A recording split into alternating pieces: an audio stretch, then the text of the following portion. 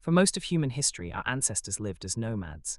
They moved from place to place, following the animals they hunted and the plants they gathered. They carried everything they owned on their backs. They lived in small groups of about 30 people, and they had no permanent homes. This was the way of life for over 90% of human existence. But then, around 12,000 years ago, everything changed. At the end of the last ice age, the climate began to warm. Ice sheets melted, sea levels rose, and ecosystems around the world shifted. In some regions, this created conditions that were perfect for the spread of wild cereals like wheat and barley. In others, it led to droughts and wildfires that forced people to adapt. The transition to agriculture was likely a response to these environmental pressures. A 2025 study suggests that catastrophic wildfires and soil erosion may have been the driving forces that pushed early communities toward farming in the southern Levant, in the Fertile Crescent, a region spanning parts of modern-day Iraq, Syria, Lebanon, Jordan, Israel, and Turkey. People began to do something no one had ever done before. They started to plant seeds on purpose. The first crops were what archaeologists call the founder crops: emmer wheat, einkorn wheat, barley, lentils, peas, chickpeas, and flax. These plants were chosen because they were easy to harvest, store, and eat. Over generations, early farmers selected the seeds from the best plants, the ones with larger grains or that didn't scatter their seeds when touched, and planted them again. This was the beginning of domestication. It wasn't a quick process.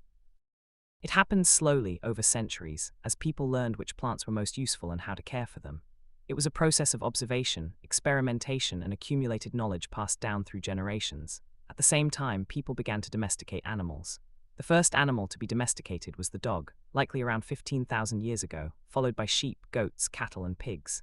These animals provided meat, milk, wool, and hides.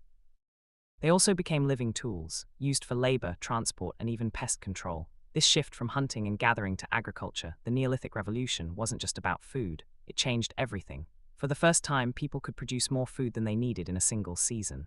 This surplus meant they could store food for the lean months. It also meant they could settle in one place permanently. The first villages began to appear. People built homes that were meant to last, rectangular houses made of mud brick, not temporary shelters. They built granaries to store their surplus grain. They began to develop specialized tools: polished stone axes, sickles for harvesting, and grinding stones for processing grain. These tools represented an enormous leap in human technology. The importance of this transition cannot be overstated. According to the World History for Us All curriculum, the Neolithic Revolution changed human life more fundamentally than any other event in history.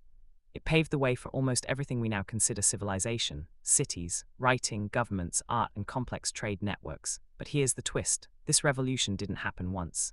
It happened multiple times, independently in different parts of the world. Around the same time that people in the Fertile Crescent were domesticating wheat and barley, people in East Asia were domesticating rice and millet. In the Americas, they were domesticating maize, beans, and squash. In Africa, they were domesticating sorghum and pearl millet. In Papua New Guinea, they were domesticating taro and bananas. Agriculture arose independently in at least 6 separate locations worldwide. The Neolithic Revolution was also the start of a phenomenon called the Neolithic demographic transition, a period of rapid population growth that occurred wherever agriculture was adopted. Because farming produces more food per unit of land than hunting and gathering, it could support larger populations. Villages grew into towns, and towns eventually grew into the first cities. But this wasn't just a story of progress. For the people who lived through it, the transition to agriculture was a mixed blessing. It was likely not a sudden breakthrough, but a gradual process, with people experimenting with cultivation and sometimes abandoning it before fully committing.